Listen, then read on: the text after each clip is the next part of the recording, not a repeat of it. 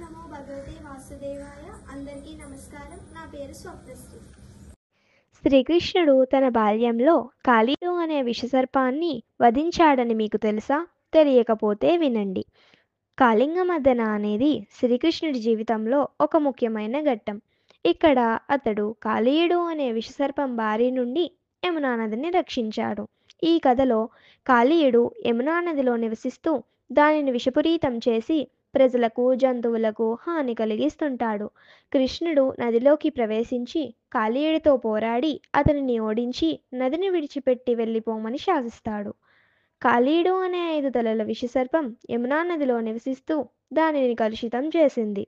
దాని విషం కారణంగా నది చుట్టుప్రక్కల ప్రాంతాల ప్రజలు జంతువులు ఇబ్బంది పడుతున్నారు.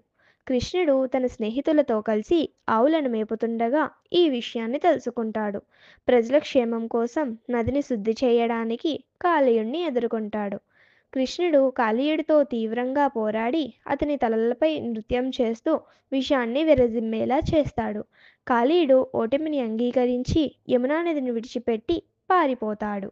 కృష్ణుడు పరాక్రమం వల్ల యమునా నది విషం నుండి విముక్తి పొంది స్వచ్ఛమైన నీటితో ప్రవహించడం మొదలవుతుంది. కృష్ణుడు కాళీయుడిని ఓడించి ప్రజలకు జంతువులకు ఉపశమనం కలిగించాడు. ఈ కథ ద్వారా కృష్ణుడు భక్తుల పట్ల దయ, భక్తుల రక్షకుడు అని తెలుస్తోంది. ఈ కథ భాగవత పురాణాలలోనూ ఇతర హిందూ గ్రంథాలలోనూ ప్రస్తావించబడింది. జై శ్రీకృష్ణ.